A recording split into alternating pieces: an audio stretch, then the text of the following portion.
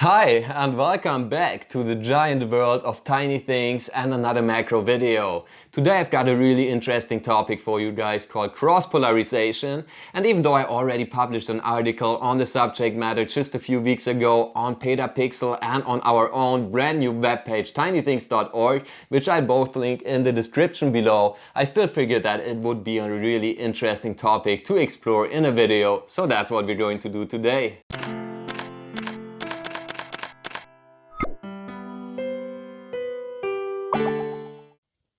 So what does cross-polarization mean? Well, cross-polarization is a technique where you combine two polarizing filters, one on your lens and one on your light source, to completely cut back specular reflections of your subject and therefore all specular highlights.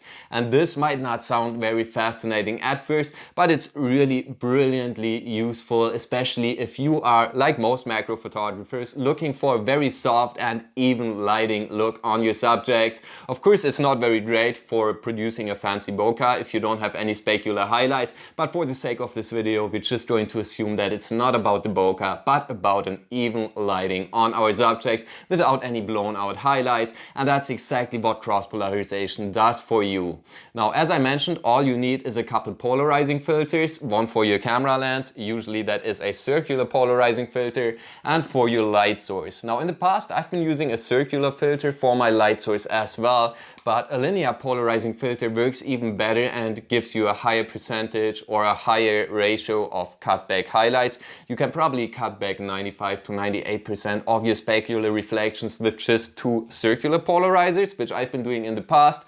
But for today's video, I ordered a couple sheets of actual linear polarizers. So we're going to make a gel filter for the speedlight, and then we're going to take some images to provide you guys with some real world examples and give you some visuals of what it actually looks like.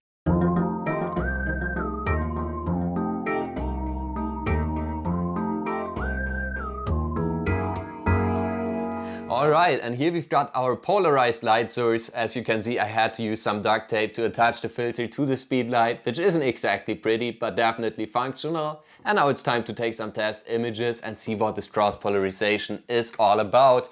And to actually make sure that I really challenge this technique and show you guys how well it works, I selected a super shiny subject, which is a golden music box that is very, very reflective, as you can see. Now we're going to shoot our polarized light at it with a CPL on the camera lens, and then we're going to see if we can eliminate the specular reflections.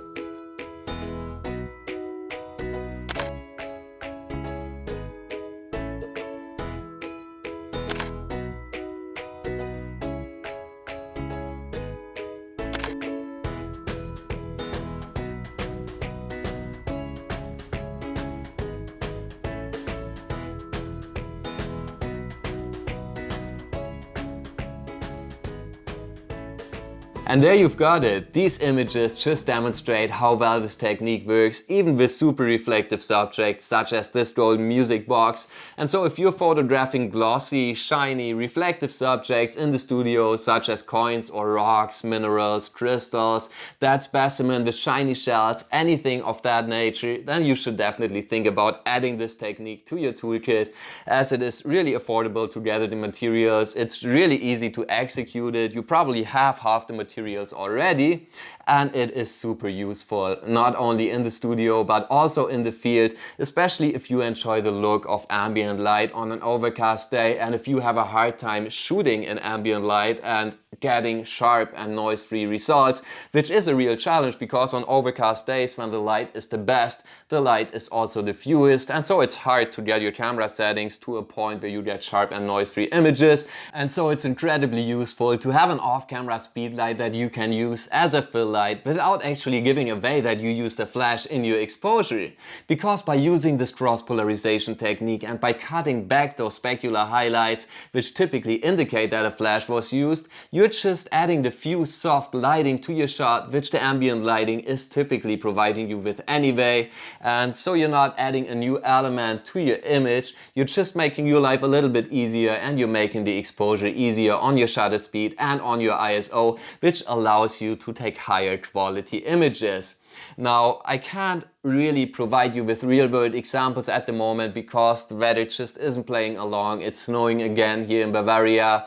Plus, I just had some knee surgery done, so I can't really take you out for a photo walk anyway. But instead, we're going to stage a simulating scene right here on this tabletop using an SAD lamp as our ambient light. And then I'm going to use this here as a fill light, and hopefully you won't be able to tell that I used the flash.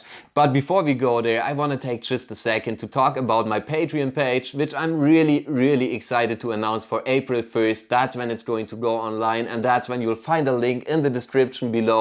And that is going to be an exciting, awesome platform for me to connect with you guys and for you guys to support me financially if that's something you're up for, and help me pay for some of the bills that this channel is causing me.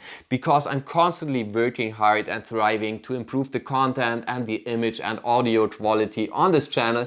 That's why I just invested in a new recorder, in a gimbal Osmo Pocket, in a lav mic, and in a whole bunch of other things to just make sure that my content looks and sounds and is high quality. And I really love doing what I do, but I would also love to be able to pay for some of those bills with money that I'm making from the channel. So if you're up for supporting me, please check out the Patreon page. You guys are going to get some awesome exclusive rewards in return, such as early video access, exclusive newsletters. You get to chat with me personally about all sorts of things, including but not limited to macro photography. You even get to decide and vote on future video topics, which I think is really exciting, and a whole bunch of other different ideas and perks that I've been working on. So if you're interested, check out the link in the description below as soon as it's online. And I'm just grateful for everybody who considers helping me out. Thank you so much. And now let's move on with the video and take those test shots on this table that I've been promising you. Let's go.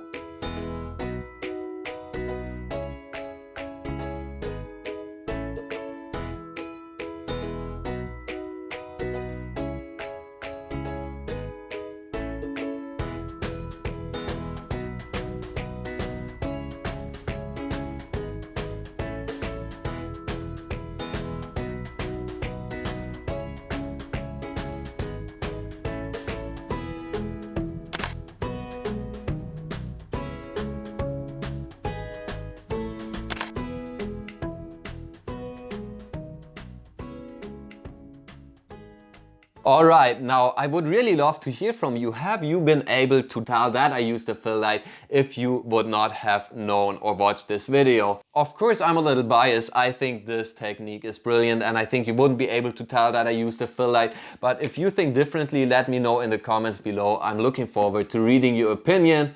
And with that being said, we've reached the end of this video. Thank you so much for watching this video to the end. And if you haven't yet, please consider subscribing to this channel. I know that not even half of my viewers have subscribed to the channel, and obviously you're enjoying the content, so make sure you get notified when my next video comes out next week. And that's going to be a really interesting one that's kind of related to this. We're going to use cross polarization again, but this time we're going to produce images like this.